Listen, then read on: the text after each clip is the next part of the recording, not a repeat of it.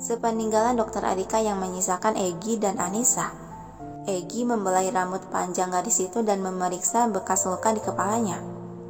"Masih sakitkah?" Yang dibalas gelengan kepala. "Tidak, Egy. Kemarikan kerudungnya, keburu ada yang masuk tahu." Anissa hendak merebut kerudung, yang segera dijauhkan dari gapaian Anissa dan malah menarik gadis tersebut ke dalam pelukan. "Egy, kenapa tiba-tiba seperti ini sih?" Egy malah semakin mempererat pelukannya mengendus di sekitar lekukan leher Anissa yang sedikit tertutupi rambut panjang. "Aku rindu dengan aroma tubuhmu, Anissa." Alis Anissa berkerut heran, lalu menepuk pelan bahu lelaki itu. "Kamu ini, kita kan tiap hari tidur satu kasur. Masa masih bilang rindu saja?" Egy melonggarkan pelukan namun masih merangkul tubuh Anissa, lalu saling menempelkan kening sehingga jarak mereka sangat dekat, sampai napas mereka saling terasa dan pandangan mata mereka bertemu. "Sayang, aku mau madu," ucap Egy setengah berbisik dan melabuhkan kecupan kecil di puncuk hidung Anissa.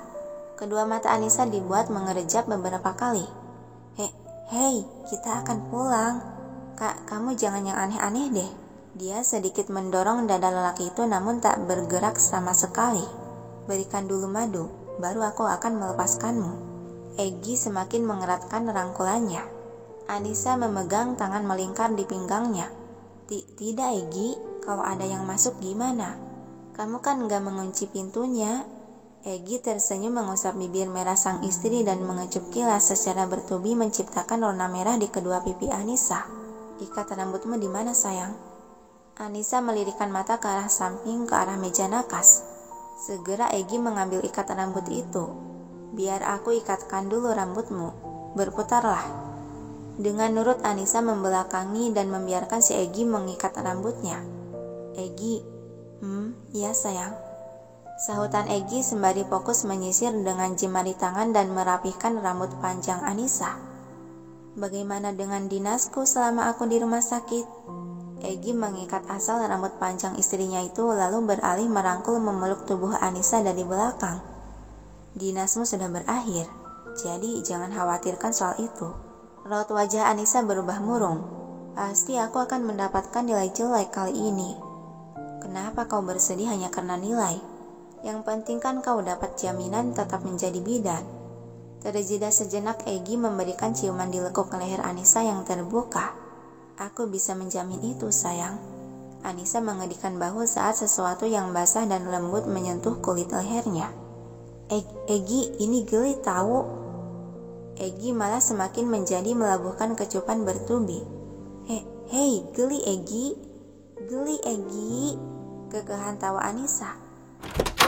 Pintu kamar tiba-tiba terbuka menghentikan aksi si Egy yang langsung menyambar selimut untuk ditutupkan ke rambut Anissa. "Alex, kau masuk tanpa mengetuk dulu."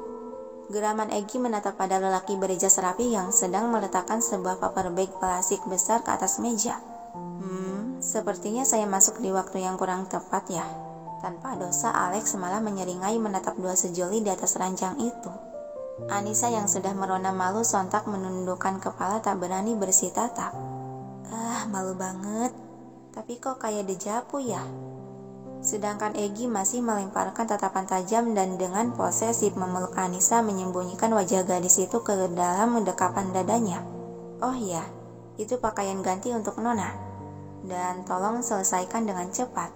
Kemudian Alex memberikan isyarat gerakan dengan menunjuk ke arloji di pergelangan tangannya, lalu berkata dengan gerakan bibir, "Waktu kalian tidak banyak."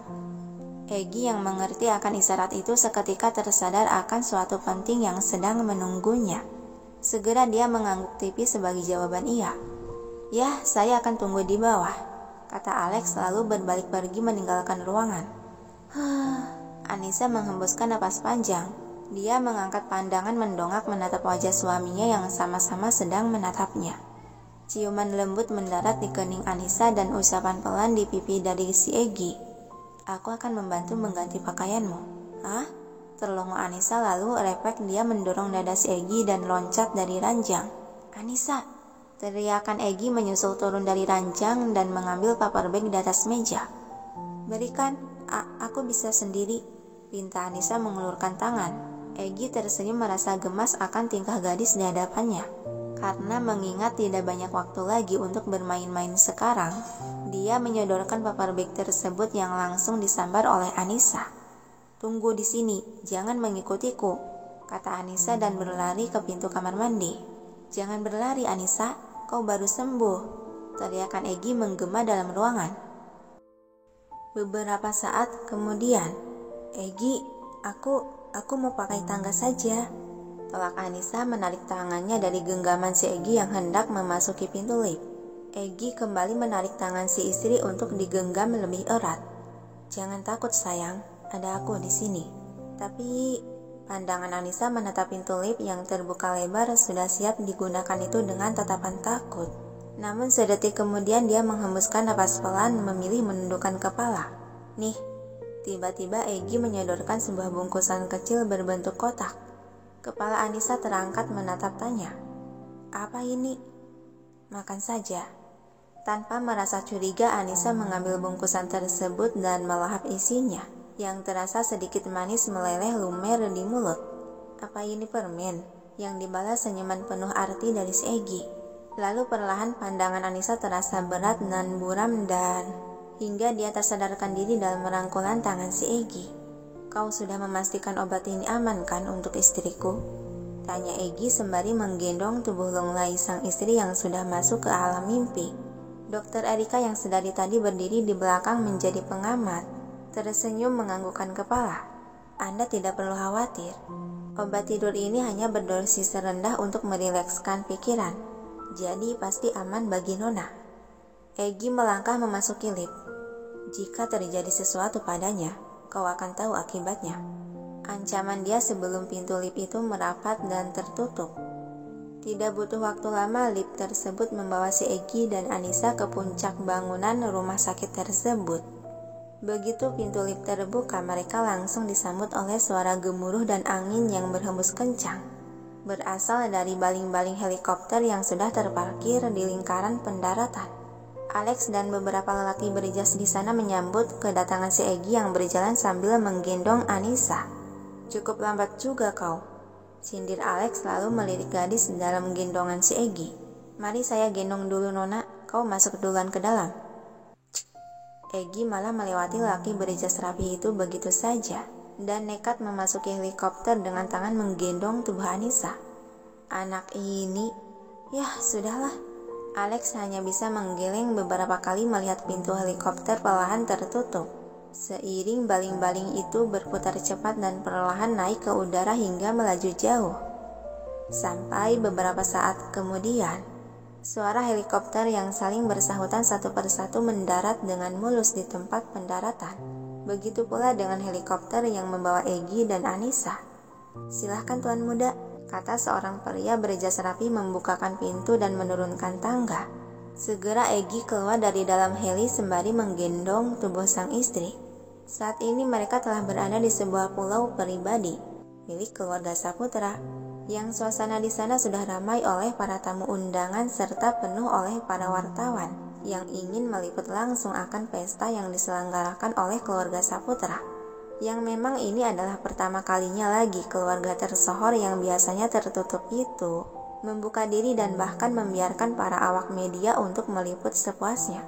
"Yo, bro," panggilan seseorang dari arah helikopter yang baru saja mendarat di samping heli yang ditumpangi si Egi. Egi menoleh ke arah suara yang terlihat Raihan bersama Asila menghampiri. Kakak apain kakak ipar kedua sampai pingsan gini?" Cemas Asila melihat Anissa tak sadarkan diri dalam menggendongan. "Dia hanya tertidur," jawab singkat Egi, lalu pandangan dia tak sengaja melihat seseorang gadis dari balik tubuh si Rehan. Ada senyuman kecil di sudut bibir dia. Rupanya dia datang. Ya, setidaknya aku sudah memberi jalan kesempatan untuk si Alex. Tuan Muda, Nona harus bersiap sekarang. Jadi mohon ikuti kami. Instruksi sekelompok orang berpakaian formal. Egi mengangguk tipis dan kembali melirik si Rehan. "Gue siap-siap dulu. Jagain adik gue dan juga tamu istri gue." "Sip, beres." Lalu Egi pun berbalik dengan diikuti oleh para bodyguard dan wanita berpakaian formal. "Ayo kak, ajak Asila menggait lengan si Raihan. "Oh, ayo mak, ikut gue." Mereka bertiga pun ikut melangkah ke arah lain bergabung bersama keluarga Saputra lainnya untuk bersiap-siap. Egi merebahkan tubuh Anissa di sofa panjang dalam ruangan luas, yang sepertinya ruangan rias. Dilihat di sana banyak perlengkapan make up serta gaun mewah berjejer. "Lakukan dengan lembut, jangan sampai aku melihat ada segores luka di kulitnya."